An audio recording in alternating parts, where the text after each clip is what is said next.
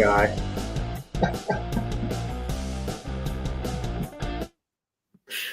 Good morning, YouTube. Today is Friday, December 20th. That makes it one of the last shopping days to Christmas. How we doing? I know some of us on the panel are not ready whatsoever. We're looking at you, Mr. LaPera. Yeah, I'm definitely not ready. I will be, though. I will be. I do this to myself every year. Just too many people out there all at one time. That's good. That's a seasoned father. Tom, take notes. I guess I'm not ready either. I'm not even close. It's going to be a long weekend, but the weekend's already filled up with other things that I wanted to do. So, I mean, pretty big football weekend. Don't get to say this too often, but a crazy football Saturday, huh? Penn State noon, Steelers 4 tomorrow. Kind of like out of the blue, pretty awesome football day. No, yeah, I'm very happy. I checked my HR account and I have one more floating holiday left. I'm going to take it tomorrow. So, I'm going to take tomorrow and watch some football. It's going to be great. You have to show me that calendar. I've never seen that one before. It's on there. But boys, so we talked Tuesday. What did we say? I think Tom had a learning lesson at one of his offices. We talked about the Fed was going to lower rates, but it wasn't going to drop mortgage rates. Is that correct, Tom? Yeah, that's correct. We had a little bit of a learning lesson in one of my offices on Wednesday. Had them repeat after me. The Fed will lower rates, but the rates will not drop. Yes. And that's because that was all pre-priced in. I kind of went over that chart with them as well, showing where the rates had dropped a little bit the weeks prior to get ready for that.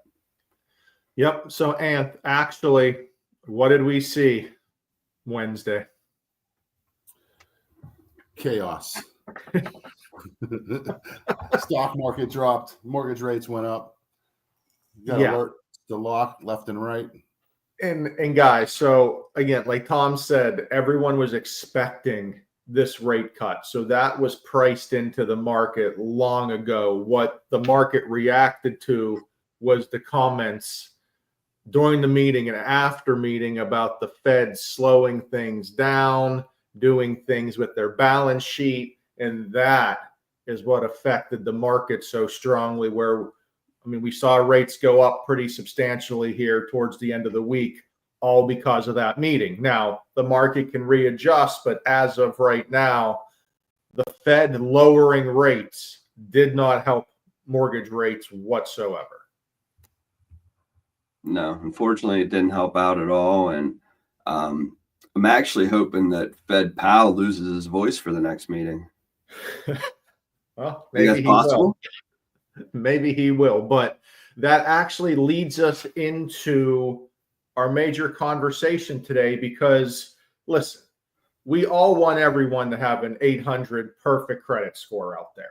But frankly, we know that's not reality. And just because you don't have a perfect 800 credit score doesn't mean you can't buy a house. Doesn't mean there isn't great mortgage programs made for you to let you get into a house and to save money every month. So that's what I want to talk about today, because frankly, we have to get out of just living in this conventional only market, because there are such good programs, other programs out there. A lot of times we'll hear, hey, do you have anything special, or can you do anything for this buyer? And it's like, yeah, actually, they fit perfectly into one of the 4 major programs that we do every day. Yeah. And, every buyer's different. I mean, like you said, we don't know one way or another just talking to somebody off the street which way they're going to be. I mean, we have to get into the nitty gritty and figure out what's going on with their file to fit them in what we figure out for them is the best mold. There's multiple programs for that. And today we're going to discuss the buyer that has a 700 credit score. Okay. That's a pretty average credit score. Not the greatest credit score in the world, but frankly, Nothing wrong with a 700 credit score. Nothing to be ashamed of. At West Penn, we only need a 640 on most programs. So it's well above that, Anth. And the problem is 700 may not be the best for a conventional loan, but it doesn't mean you can't get a mortgage.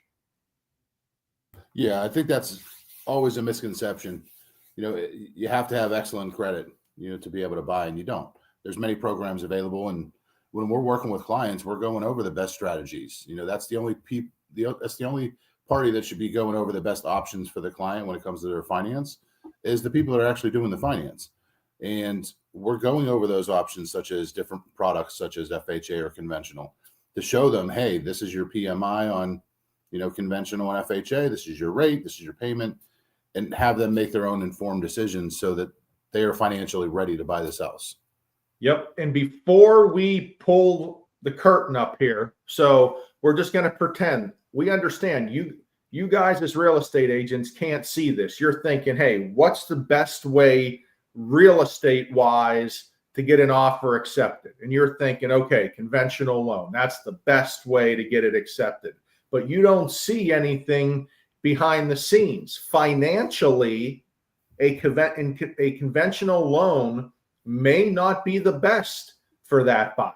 And I get it. You don't see the credit score, debt to income ratio, all these different items that we're looking at, where if we're looking at the numbers financially, there's a clear option of what you'd want to go with. And Anth, if you can pull it up here, we'll get into it, of the difference over FHA to conventional and what a buyer with a 700 credit score looks like. So here it is. Breakdown. We'll go through it. Guys, I want you to jump in and talk with me here.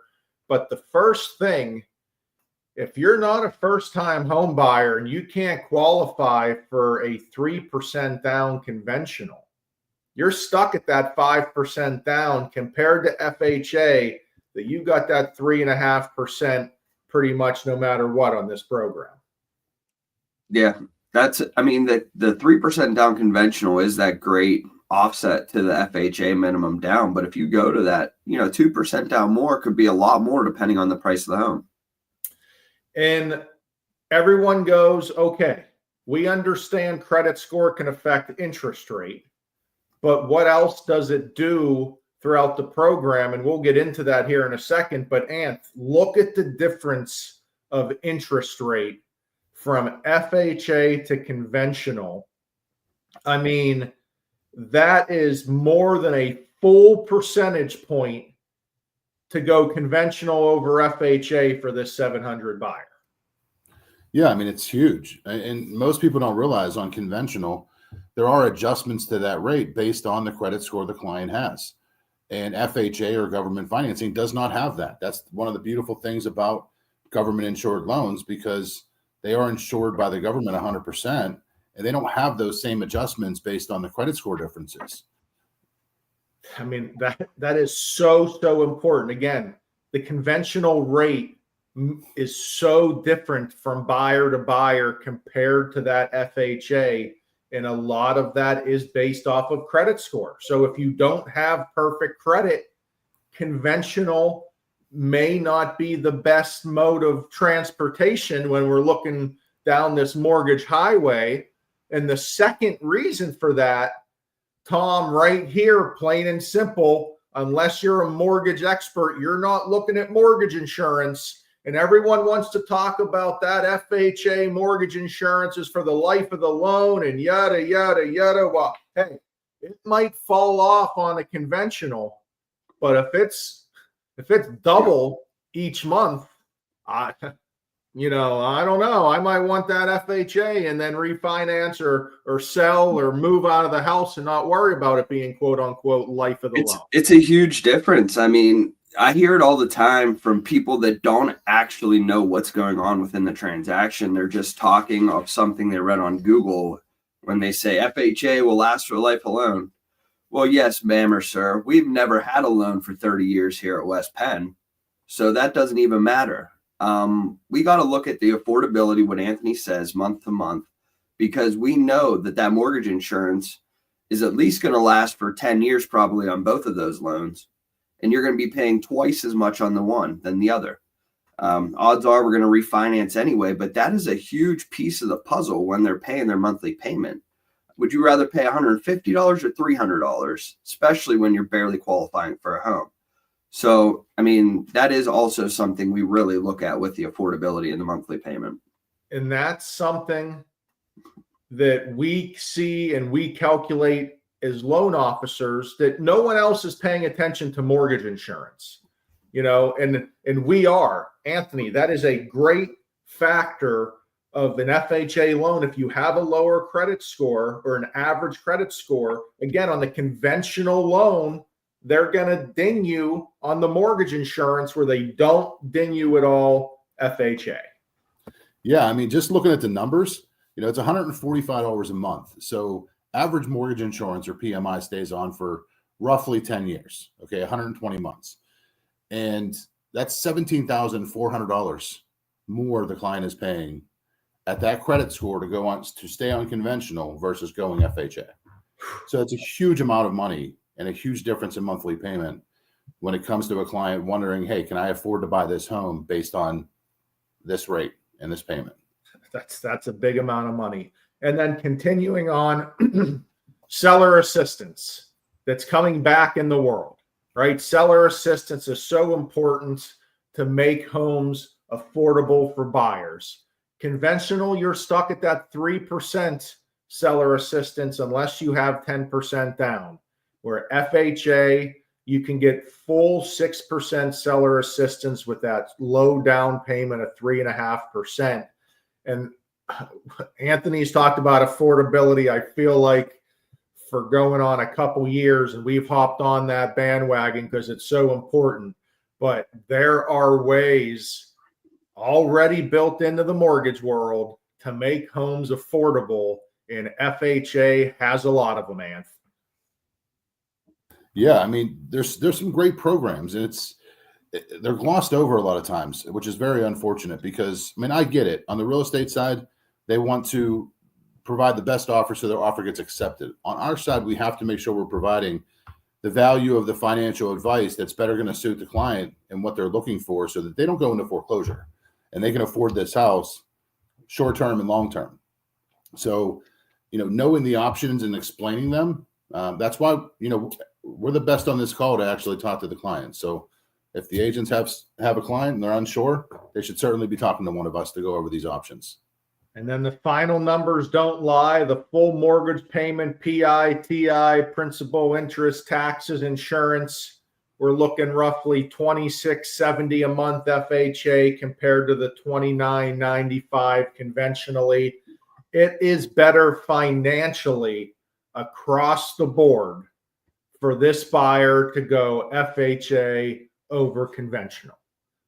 I get that it might be better or easier for a real estate agent to get an offer accepted conventional, but on the finances, guys, you show me what's better conventional over FHA there.